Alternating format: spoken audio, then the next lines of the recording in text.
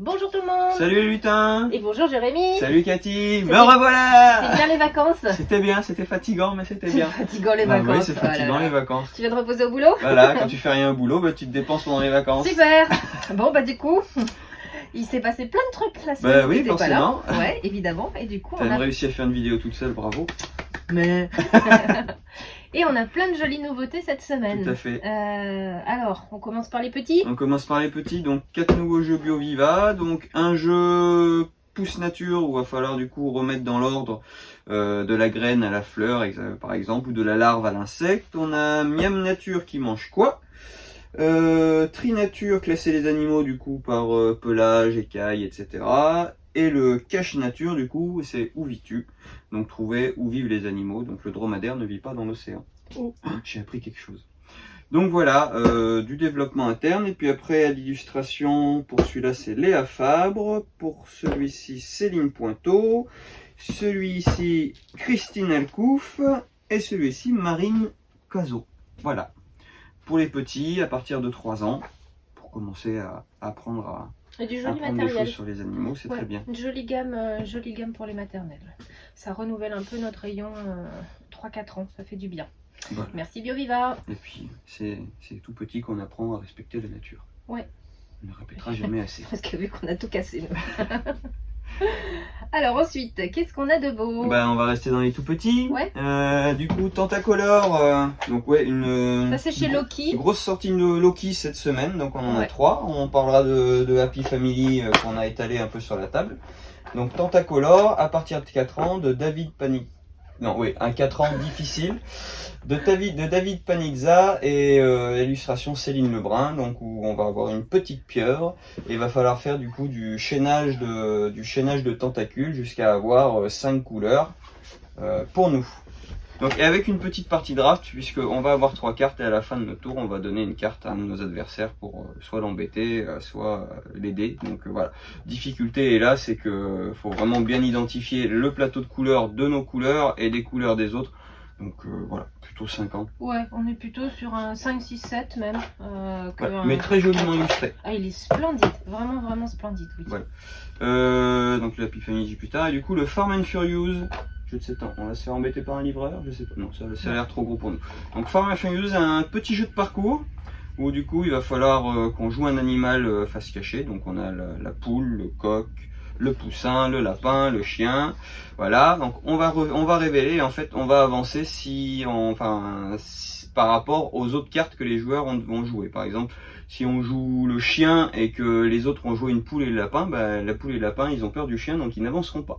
Donc voilà, des possibilités de modifier le parcours avec des bottes de foin pour faire des sauts d'obstacles, des petites flaques de boue pour nous arrêter, donc plutôt sympa. À partir de 7 ans, par Luc Raymond et illustré par Alfonso Pardo Martinez.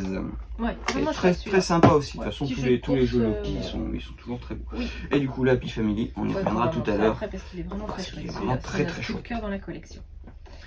À la croisée des chemins.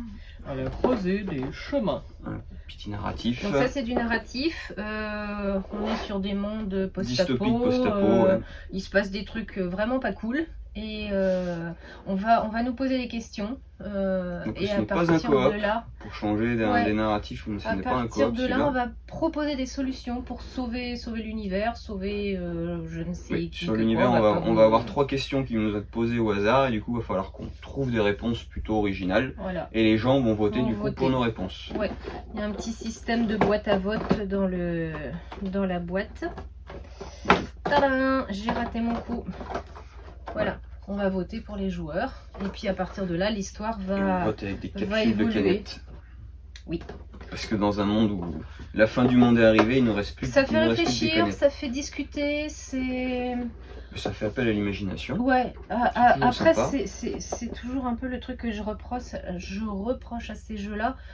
C'est que on n'envisage pas un futur rigolo. Bah non, faut pas être déprimé quand on joue à ça. C'est pas le monde des bisounours. Ouais, c'est un peu douloureux toujours ce genre de jeu où on n'a pas de... Il n'arrive pas des jolies choses. Non, mais c'est bien, ça nous prépare au futur. Oui, voilà. Bon, Ambiance. ouais, merci. On n'a pas dit, c'est de Diego Burgos et Margarita Pino et l'illustrateur c'est Dimitri Vichnevski. Voilà. J'aimerais bien croiser des chemins un peu plus... Dans le monde de mon petit poney. Non. Bon, je Un dis peu rien. plus optimiste. Ouais, ça serait chouette, ouais. Mais un très chouette jeu, voilà. Bon. Hop. Ah bah là, ça va. Là on change, on passe du coq à l'âne. Donc Sunbox, donc sorti de chez Yellow. Donc, alors excusez-moi de la prononciation là, c'est un peu. Donc c'est de Jalmar Hack et de Lorenzo Silva.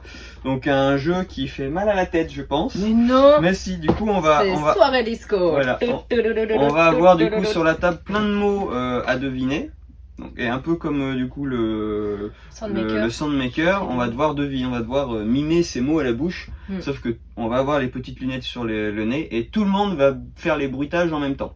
Voilà, pendant une quinzaine de secondes. Et voilà, et une fois qu'on a enlevé, il va falloir du coup découvrir ce que les copains ont mimé. Donc un peu cacophonie, je pense.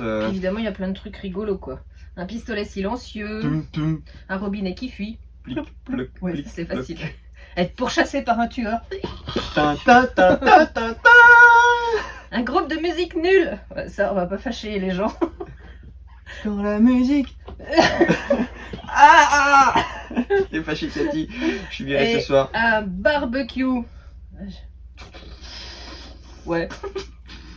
Voilà, bon. Bah voilà, il y a plein de trucs rigolos. Voilà, imaginez ça tout en même temps et à deviner ça après. Et la personne qui a les lunettes doit essayer de retrouver quels étaient les mots. Sachant que si elle se trompe, et bah du coup elle pourra plus deviner les autres, donc son comptage de points s'arrêtera là. Donc très rigolo. Voilà. Ouais. En jeu d'ambiance, tout va bien. Oui. Tu veux peut-être parler de ça avant qu'on passe sur les jeux qu'on a étalés sur la table. C'était sorti depuis un moment mais qu'on n'avait pas fait la commande encore. C'est les Hidden Games. Alors les Hidden Games c'est des escapes évidemment allemandes. Il n'y avait pas de distributeur encore en France donc ça y est c'est le cas donc on a pu les commander. Pour l'instant il y a 2 boîtes sorties. L'affaire de Bourg-le-Petit et l'autre c'est je sais plus quoi. Amaryllis. Très chouette. Vraiment de ces boîtes un peu comme j'aimais beaucoup. Comme Alderstein. Ouais, les flammes d'Alderstein, le deuxième arrive aussi. C'est ces boîtes que vous ouvrez et puis vous démarrez l'enquête et puis vous rentrez dans l'univers et puis vous cherchez. Du matériel immersif. Ouais. Pour vraiment se projeter dans l'enquête. C'est vraiment chouette que j'ai fait avec bonheur cette partie. La deuxième aussi. Petit bémol sur le mauvais goût allemand. Un petit peu de sexisme, hein. Mais sinon vraiment très chouette, vraiment je conseille absolument cette collection. Voilà pour ça. On passe non bah tiens, quitte à être chez le même distributeur Tribuo, Macaca édition. Macaca ils font des bandes dessinées dont vous êtes le héros. On a les chevaliers, les pirates, on a Captive, on a géré son parc d'attractions. Ouais, que je vais faire à mon neveu qui a adoré. Ouais, il y en a plein. Il y en a aussi un peu pour les plus grands. Et là, l'obsidienne. L'obsidienne, donc là c'est pour les plus grands puisqu'on gère un groupe de mercenaires qui va proposer ses talents à des militaires. Talents. Ouais. Donc c'est un univers un peu plus dur. Dark. Oui. Bon, pas eu le temps de la faire encore, j'attends le plaisir de la découvrir, surtout que l'auteur c'est quelqu'un qu'on aime et qu'on apprécie beaucoup, Guillaume, que vous connaissez tous, qui est chez Trick Track. Et je voudrais quand même nommer l'illustrateur, j'ai pas son nom, c'est Monsieur Delozin, j'ai pas son prénom. Voilà, chez Macaca, l'Obsidienne, BD dont vous êtes le héros. Voilà. Et puis bah, du coup on va passer au gros plan. Tu veux ouais. Ah non, bah on va commencer par l'apéro. Oh, apéro. Quoi de mieux à l'apéro qu'un bon paquet de chips. Chips. Donc paquet de chips, donc c'est un jeu de Mathieu Aubert et de Théo Rivière. Ah bah oui, voilà, et illustré par Erwin Galliou. Donc c'est un petit jeu de probabilité et de pari. Ouais. On va du coup tirer des chips sur 4 manches. on va avoir, hop, là Cinq c'est 5 chips, chips, 4 quatre chips, 3 chips, 2 chips. chips. Et on a un petit pense-bête qui nous dit que bah du coup dans le paquet il y a 7 chips de pommes de terre, 6 chips de carottes, 5 chips de betterave, 4 de navets, de courgettes, des chips de courgettes et 3 de betterave. Voilà. Ah oui non, c'est de la patate douce celle-là. Ouais. Voilà. Et donc du coup, je vais faire mon tirage, donc je vais tirer 5 chips. Tu veux une chips, Cathy? Bah si c'est pas celle au petit pois, 1, ouais. 2 hop, 3, 4, 5, donc voilà, là on a ça, et du coup je vais avoir des cartes mission, donc 6 cartes mission par personne, et du coup, eh ben, à cette manche-là, je vais en éliminer 2 que je pense que je ne pourrais pas faire, selon les probabilités. Ensuite, ben, je vais tirer 4 chips, on va en rééliminer une, et à partir de là, les 3 chips, je vais classer du coup, à ma gauche, Cathy, où est la gauche? À ma gauche, du coup, une mission que je ne pense pas réaliser, à ma droite, celle que je vais pouvoir réaliser. On fait le dernier tirage et puis après, bah, vous voyez, il y a... On compte les points. Voilà, ça nous rapportera 8 points par chips de carottes qu'on a tiré.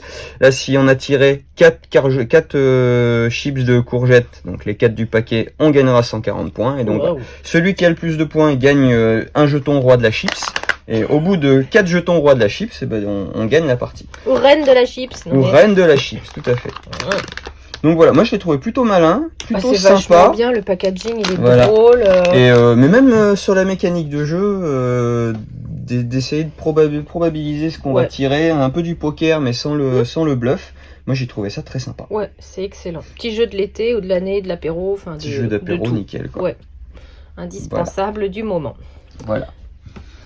Muséum Suspect, donc là on est sur un petit jeu de déduction, du coup de Phil Walker Harding pour la mécanique et de Maxime Sartou à l'illustration. Pour ceux qui ont suivi, Phil Walker Harding, on l'avait déjà vu la semaine dernière puisque c'était l'auteur de Platypus. Et donc voilà, donc jeu peut-être un petit peu plus difficile que n'importe quel jeu d'enquête, puisque on n'est pas obligé d'avoir un suspect, on peut en avoir plusieurs, ou le suspect peut s'être barré et du coup il va falloir miser là. Donc on va en début de partie choisir un indice. Donc par exemple ça on sait que ce n'est pas un renard, donc on va le barrer ici et dessus on va mettre un petit marqueur. Et donc au cours de la partie, si d'autres personnes vont vouloir utiliser le même indice, il faudra qu'ils payent du coup pour pouvoir révéler l'indice. Donc, on va faire ça bon an mal an, chacun à notre tour. Et à chaque tour, du coup, on va aussi mettre nos petits jetons paris, du coup avec des valeurs, mais les valeurs seront face cachée, sur qui on pense que c'est le suspect. C'est très français ce que je dis, qui on pense que c'est le suspect. C'est Buck, il a une sale tête, Buck. On va faire ça jusqu'à ce que 6 indices aient été regardés, je crois. Jusqu'à ce qu'on ait regardé 6 indices par personne. Et après, bah, du coup, on va révéler tous les indices. On va éliminer, du coup, les cartes qui sont éliminées. Et on va voir, du coup, qui avait misé sur le bon cheval. Donc, savoir si on pensait que la personne était sortie, etc. Et du coup, bah, on fera la somme des petits jetons qu'on a retournés dessus de nos couleurs. Et celui qui a le plus de points sur le ou les suspects qu'il fallait deviner, et bah, a gagné. Alors c'est un petit look qui paraît enfantin comme ça, mais c'est un vrai jeu de déduction pour aussi les grands. Faut vraiment pas s'arrêter mais voilà, un jeu familial. Je pense que la partie où il y a un ou plusieurs suspects, où il n'y a peut-être même pas de suspect, puisque le suspect s'est barré, ça ramène un petit peu de profondeur et de rejouabilité à tous les jeux où on sait qu'il y a forcément un suspect à trouver, et donc on se creuse la tête par élimination pour trouver ce qu'il faut. Ouais. Alors... Ensuite, un jeu que j'attendais beaucoup, un Roll and Write dans un univers de donjon par Richard Garfield. Ouais, notre grand maître, Dieu sur Terre. Et du coup, comme il n'a pas mis sur la oui, là on n'était pas content, on n'a pas trouvé le nom de l'illustrateur sur la boîte. Illustré du coup par Cam Kendall. Merci. Donc voilà, chacun à notre tour, du coup, on va jeter 5 dés, dont le joueur actif de ce tour pourra utiliser le dé noir, les autres ne pourront utiliser que les dés blancs. Il va falloir qu'on fasse 2 lots de 2 dés qui vont nous représenter un chiffre, et ce chiffre-là, du coup, il va falloir qu'on le coche soit dans une case verte, soit dans une case du parcours déjà adjacente à une case que l'on avait posée. Voilà, donc après il y a des monstres à tuer, donc pour tuer des monstres, il faut faire les valeurs indiquées en noir, ou si on est passé par les cases grises, les valeurs en grise. Le premier à tuer un monstre a plus de bonus, les autres ont moins de bonus. Et puis il y a un méga boss à tuer, et puis voilà, après on compte les points, celui qui a le plus de points a gagné, sachant qu'on a des petits coffres à ouvrir pour s'amener des bonus, etc. Ça renouvelle pas le genre, mais... On n'a pas eu le temps d'y jouer encore, donc on n'a pas vu où était le petit sel du jeu encore, mais voilà. on vous en reparlera la semaine prochaine. Après, du coup. comme c'est Richard Garfield, Mais ouais, dans la boîte, on a 4 donjons, donc avec de la difficulté croissante. Donc le donjon pour les novices, pour les débutants, pour les intermédiaires, et le donjon confirmé avec des dinosaures. Waouh! Voilà, on a le T-Rex qui fait un peu penser à celui de la boîte de King of New York. T-Rex un peu avec un chapeau, etc. Donc voilà, on va le tester. On va le tester. Comment coïncidence? Ne serait-ce pas un jeu de Richard Garfield, de King of New York et King of Tokyo? Je ne sais pas. Donc voilà, on va le tester et puis on vous dira notre ressenti la semaine prochaine. Ouais. Et on va finir par Happy Family de chez Loki. Donc d'un jeu d'Olivier Sipierre et illustré par Anthony Moulin. Donc le jeu je le trouve vraiment magnifique, il y a une très belle direction artistique sur les dieux égyptiens, etc. Ah ouais, carrément. Ouais. Après sur la mécanique, donc 1-5 ans, on est sur un jeu de cette famille un petit peu amélioré, puisque au début d'un tour, du coup, on va se choisir une carte qui est libre d'accès, donc qui n'est pas recouverte par une autre carte. On va les garder secrètement. Et après, on va avoir le choix de demander du coup une carte à un adversaire. Par exemple, Cathy, est-ce que tu as le 1 des chats, sachant qu'on ne peut pas demander une carte qu'un adversaire a pris face révélée. Juste avant. Voilà, donc on va rajouter un petit peu de mémoire par rapport à ce qui est posé, sachant que dès qu'on a trois cartes de la même espèce, on les pose devant nous, on ne peut plus nous les réclamer.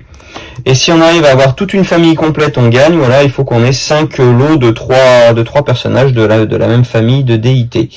Voilà. De déité. De déité. De déité. De dieu. De dieu. De déité. Vous direz en commentaire si déité c'est existe. Tu peux. Voilà. Donc voilà, le jeu est magnifique.